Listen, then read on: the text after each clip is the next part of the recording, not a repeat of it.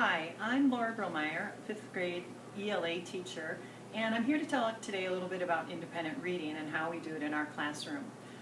Independent reading started this year as an initiative, and 1st grade, 3rd, 5th, all throughout those grades, we kind of followed this book, The Book Whisperer by Donalyn Miller, and it kind of generates reading in the classroom, getting kids interested, getting them totally immersed in books, and keeping it consistent.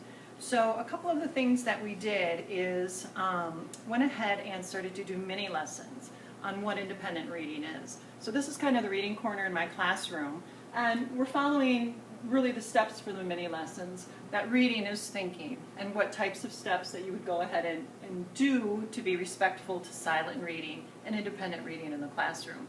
That was a mini lesson taught to the kids, as well as how to make a good book choice. Easy books, books that are just right, or books that are challenging for you, and what that means as a reader and how to progress through reading levels in books, as well as abandoning books. Kids at this age like to abandon books, but it's really important to get them hooked on a story and make them see from the beginning to the end and the value of reading through a complete story. So we kind of did it through mini lessons. In each of my classes, the kids have folders, and inside their folders are reading logs that they use to go ahead and keep track of their books. Our goal in 5th grade is for every child to read 25 books from that first day of school to the last day of school.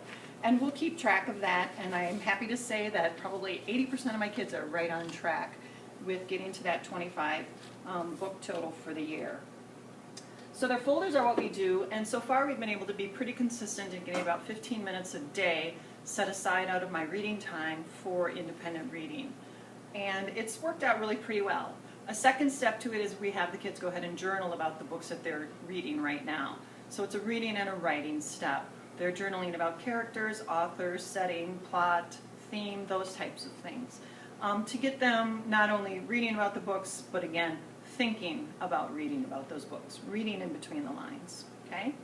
I have a student here, Tim, who's with me today, and just to ask you a little bit about independent reading, okay?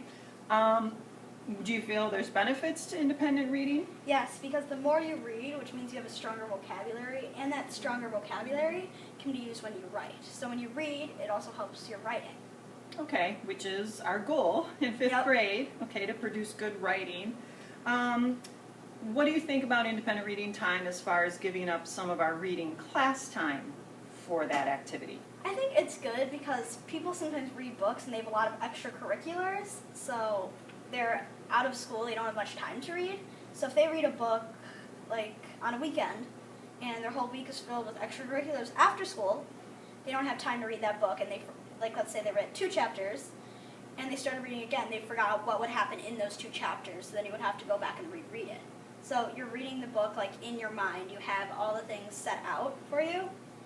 So like if you read it, you know what happened, instead of just forgetting and then rereading it again. So starting a book and staying immersed in that book until you finish that book. Mm-hmm. Okay. And I think that's really one of the goals of independent reading, is getting kids to start to devour books, to love language, to get into fluency patterns, to get into rhythms when they read. And again, not everybody is reading at the same level, and this allows for independent reading. Really, it's all for fun. We don't really connect book reports to it or anything else. It's something that they're doing independently for themselves with the value of reading and writing. Well, thank you for listening today. Tim, thanks for answering a couple questions. You're welcome. And happy reading. Yep.